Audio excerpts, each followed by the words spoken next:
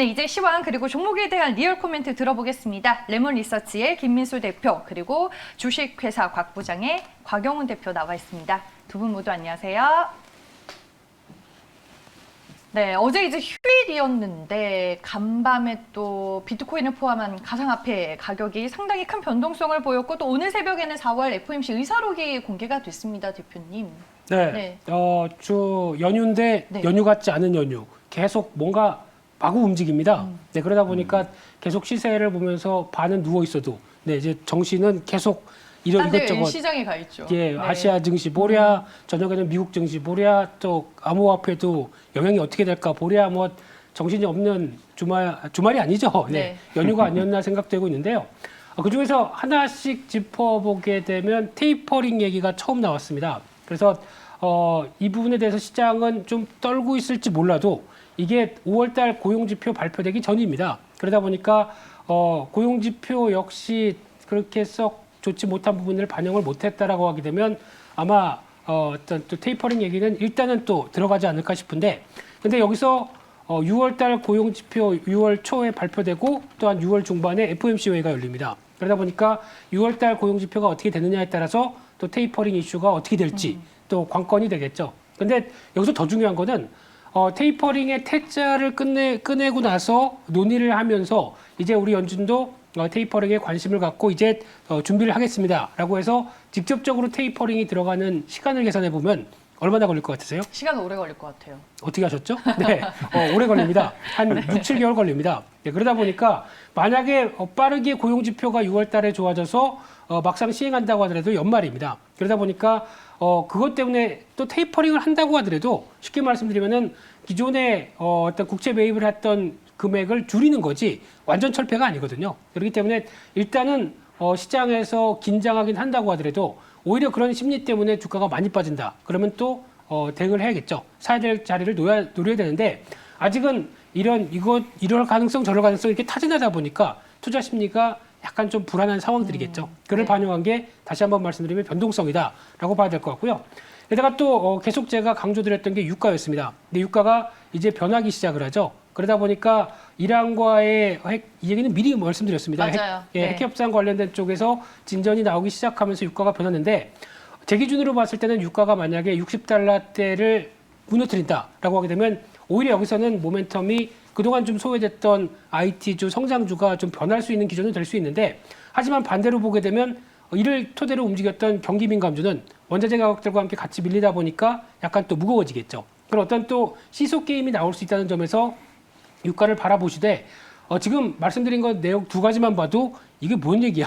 또 이제 왔다 갔다 하는 이런 투자 심리가 저울질되는 흐름들밖에 되지 않는다고 봐야 되겠죠. 그러다 보니까 일단 중요한 거는 그래도 그 어떤 극도의 인플레이션 공포에 가져갔던 부분들이 유가가 해소될 수 있다라고 하게 되면 시장에는 도움이 될 수 있는데 그런 부분들까지 계속 이어지느냐를 확인하는 기간들이 좀 필요하겠죠. 그래서 여전히 시장을 바라보는 쪽은 변동성 관리하자라고 봐야 될 것 같고요. 네.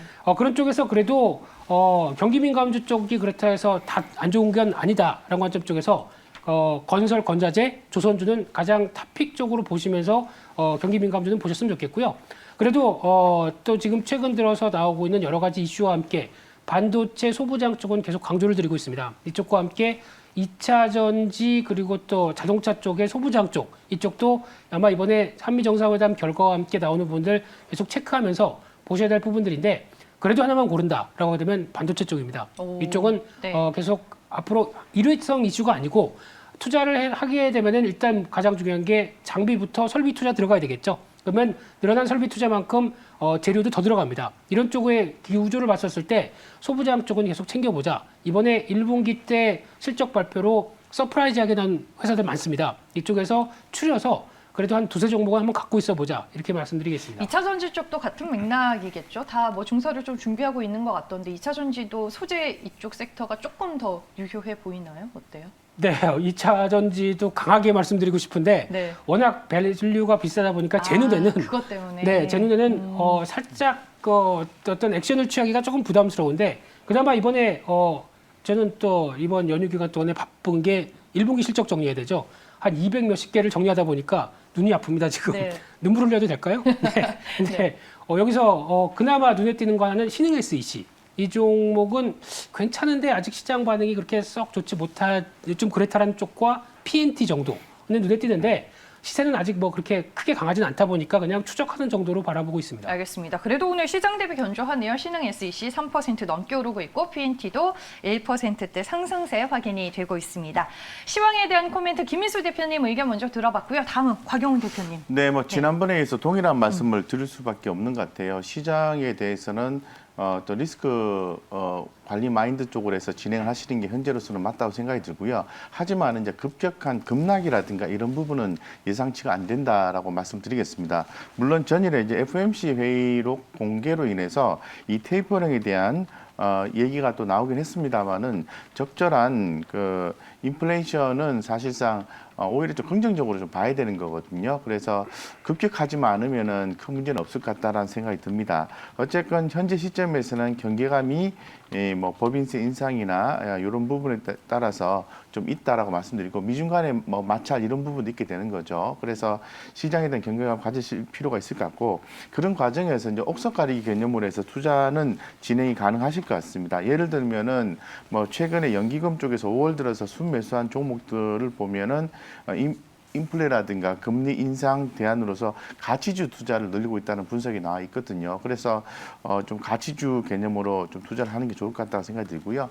최근에 뭐 삼성바이오로직스라든가 대한항공, 뭐 S월 이런 종목들에 대한 또 매수세가 유입된 것 같습니다. 그 밖에도 외국인들이 주목하는 통신주 이런 것들도 가치주에 포함이 되는 거니까 그런 종목 위주로 해서 선별적으로 투자하시는 건 유효하다고 말씀드리겠습니다. 끝났나요, 대표님? 네. 알겠습니다. 두 분의 시황 리얼 코멘트 저희가 먼저 들어봤고요. 이제 본격적으로 종목 분석해 보러 가겠습니다. 오늘의 특징주입니다.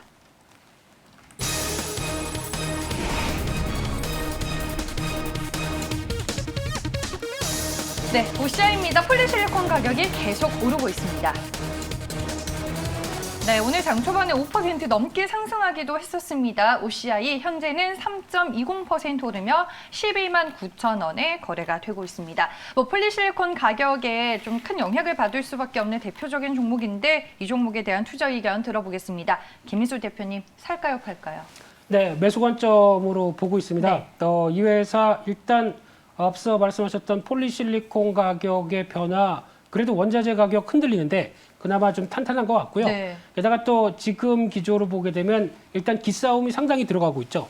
아마 중국에서 만든 폴리실리콘 이제 태양광 관련된 패널은 미국에 못 들어갈 겁니다. 앞으로 한동안 그렇게 되겠죠. 그러면 중국 업체의 고사 위기가 뭐 자기네 업체 쪽으로 자기네 중국 쪽으로 이제 한정돼서 움직일 거기 때문에 아마 그쪽에서는 또 그러다 보면 또 공급 단가 싸움들 여러 가지 나오기 시작하겠죠. 그러다 보니까 아무래도 중국 업체들은 여러 가지 좀 압박이 좀 더 심할 것이다라고 바라보고 있는데 그 외에 나머지 쪽은 오히려 친환경 쪽이 가세되기 시작하면서 뭐 이제 유럽부터 나머지 국가들 쪽에서는 오히려 어떤 배제된 중국과 함께 나올 수 있는 부분들을 생각한다라고 되면 기회 요인들이 더 높지 않을까요? 그런 쪽으로 봤었을 때 좀 더 긍정적으로 보는데 이번에 1분기 실적도 보다 보니까 오랜만에 턴어라운드한 부분들과 함께 또 OCI가 또 가려진 부분들이 이제 반도체 소재 관련된 쪽도 있죠. 이쪽에 대해서도 성과가 1분기 때 확인됐다고 봐야 될 것 같고요.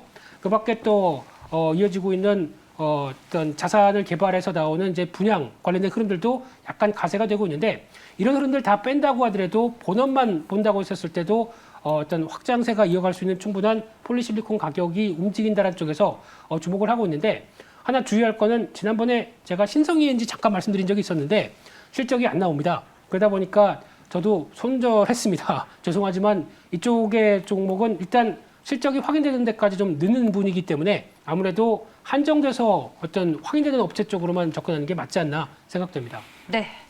저도 OCI 얘기하실 때 신성 ENG를 빠르게 검색해서 살펴봤는데 네. 좀 그러네요. OCI와는 좀 상반된 주가 흐름이 많이 펼쳐졌습니다. 그러면은 태양광 이 섹터 내에서는 그냥 뭐 OCI를 좀 대장주로 보고 접근을 해야 되는 거예요, 곽영훈 대표님? 실적 컨센서스 개념으로 봤을 때는 이제 OCI가 돌아오는 2분기, 3분기가 컨센서스가 증가하는 걸로 지금 데이터가 나와 있거든요. 그렇기 때문에 좀 긍정적으로 볼 필요성이 있을 것 같고 또 더불어서 좀 봐야 되는 부분은 이제 하나솔루션이죠. 대표 종목으로서 기본 스탠다드 개념으로 봐야 되는데 하나솔루션 같은 경우는 현재로서는 컨센서스 증가율 개념으로 보면 순이익단에서는 전분기 대비해서 좀 감소하는 걸로 좀 나와 있고 3분기 때부터 개선되는 걸로 나와 있기 때문에 제가 볼 때는 2분기와 3분기에 걸쳐서 좀 하나솔루션은 바닥 형성하지 않을까 생각하고 있는데 현재로서는 OCI 개념은 매수 관점으로 보겠습니다.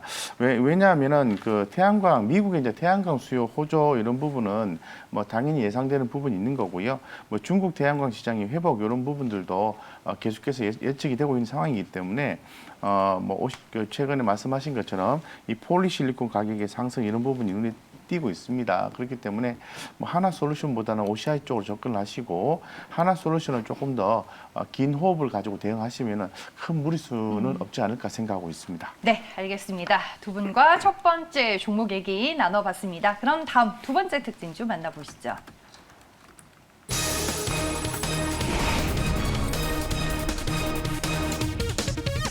네, 한전기술입니다.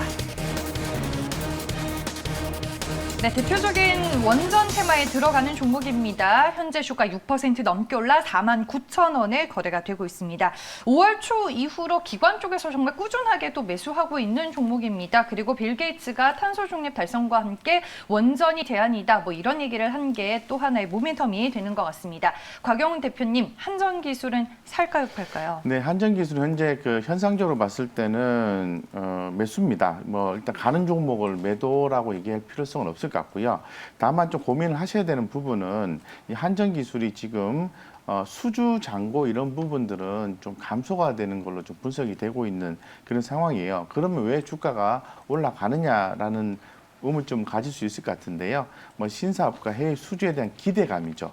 이 기대감이 지금 반영이 되고 있다라고 볼 수 있을 것 같습니다. 그래서 추후에 이런 부분에 대해서 어떤 정부의 어떤 그 2030년까지 국내 해상 풍력 목표량에 따른 동사의 수혜 이런 부분도 예상이 되고 쉽게 말씀드려서 수주가 기대가 되는 부분이 가시화되고 있다고 볼 수 있는 거죠. 그렇기 때문에 이러한 상승이 2분기 때 좀 잘 이루어진다면 3분기 때는 안심하고 상승할 수 있지 않을까 생각이 들고 있습니다. 그래서 2분기 때는 한전기술에 대해서는 일단 일정 부분 매수를 고려를 하시고 만약에 빠졌을 때는 2분기 사이에 조금 이렇게 주가 조정이 나왔을 때는 추가로 더 매수해서 결국은 3분기를 보고 투자하는 전략은 바람직하다고 좀 말씀드리겠습니다. 네, 수주 잔고가 감소하고는 있지만 뭐 신사업과 더불어 해외 수주에 대한 기대감이 일단은 주가에 반영이 되는 것 같다라고 말씀해 주셨고 원전 관련주 하면 한전기술 외에도 좀 어떤 것들이 더 있나요?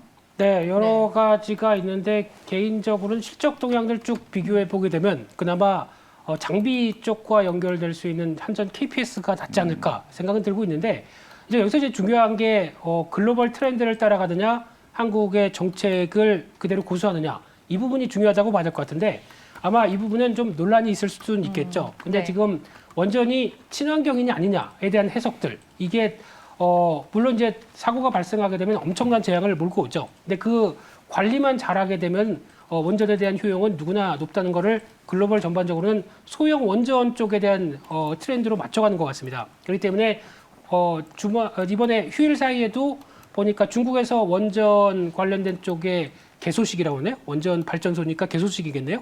네, 개회식은 아니고요. 네, 여기서 푸틴 러시아 대통령까지 화상으로 참여하면서 같이 서로 축하하는 분위기였었죠. 네, 그러다 보니까 원전에 대해서는 여전히 관심이 글로벌적으로 높다라고 하게 되면 아마 또 이제 미묘한 또 정치 얘기하면 안 되죠.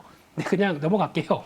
이런 또 대선이 내년에 또 이어지다 보니까 또 이제 정책적인 변화가 어떻게 나올지 조금 불확실합니다. 그럼에도 불구하고 우리나라 원전 관련된 기술은 그렇게 크게 떨어지지 않는 그래도 글로벌 손가락 안에 드는 회사들이 많기 때문에 그에 따른 변화가 또 정책적인 변화와 함께 바뀔 수 있는 가능성은 충분히 있기 때문에 지금 실적 동향을 본다고 하더라도 정부가 아무리 그런 정책을 펴도 꾸준한 실적을 내는 회사들은 그래도 한전 KPS가 눈에 띕니다. 그렇기 때문에 네. 주가가 이 정도까지 올라서 지금 당장은 관심이 없고요. 어느 정도 변화 가능성이 나오게 되면 월봉상으로 보게 되면 많이 빠졌다가 이제 회복하는 단계이기 때문에 이런 쪽의 변화를 보고는 대응을 할 수 있는데 지금은 모르겠습니다. 지금은 일단 살짝 기다리다가 변화 흐름들을 확인해야 될 것 같습니다. 네, 알겠습니다.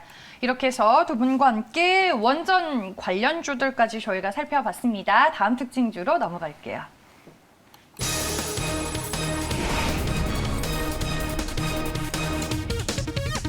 네, 푸른 기술입니다. 네, 오늘 7% 갭상승으로 출발을 했고 장 초반에 14% 넘게 올랐습니다. 하지만 현재는 음봉으로 전환이 되면 3%대 상승세만을 유지하고 있습니다. 이 종목에 대해 분석해 보겠습니다. 김민수 대표님, 푸른 기술은 살까요, 팔까요? 네, 제가 약한 테마입니다. 네. 근데 일단은 매도로 말씀드리고 싶고요. 무인화 관련된 섹터 오늘까지도 장중엔 강했던 걸로 보여지고 있는데 여전히 저는 잘 모르겠습니다. 이렇게 이런 밸류 가지고 테마만 가지고 움직이기에는 한계가 있지 않을까 생각되고 있는데 푸른 기술도 마찬가지로 뭐 키오스크 관련된 무인화 관련된 쪽으로 보여지면서 오늘 또 공급 계약이 나왔더라고요. 또 지하철 쪽에 스크린 도어링인가 이쪽 관련돼서 어떤 매출이 이제 공급 계약을 맺었는데 보니까 전체 매출액 작년 매출액의 3.8% 정도밖에 안 되는 규모 가지고 주가가 이렇게 강하게 움직이는 거는 이해가 안 됩니다. 그렇기 때문에 일단은 파는 게 맞겠다고 보여지고 있는데 게다가 이런 변화를 통해서 꾸준히 앞으로 뭐 키오스크나 무인화는 대세라고는 하죠. 근데 대세면 그에 맞는 걸맞는 실적의 성장세를 보여줘야 되는데 아직 나오는 게 별로 없습니다. 그러면 저희가 택할 수 있는 거는 기대감 때문에 움직였구나라는 정도로밖에 해석을 못할 것으로 보여지고 있기 때문에 이런 때 따라가면 안 될 것 같습니다. 매도 쪽으로 바라보고 있습니다. 네, 알겠습니다. 푸른 기술에 대한 투자 전략 저희가 또 들어봤습니다. 그럼 이제 마지막 특징주만 남겨놓고 있습니다. 종목 함께 보시죠.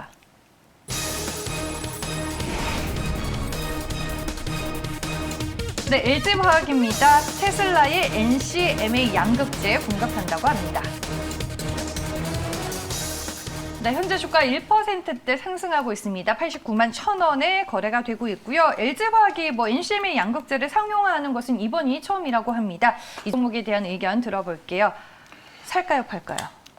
지금 주가 조정을 좀 많이 받고 최근에 그 2차 전지 배터리 쪽으로 해서 근본 정상회담 때에 어떠한 또 분위기가 나올지는 지켜봐야 되는데요. 현재로서는 조금은 좀 매수 관점으로 좀 보시는 게 좀 맞는 것 같습니다. 일단 바이 의견을 좀 제시를 해드리겠습니다.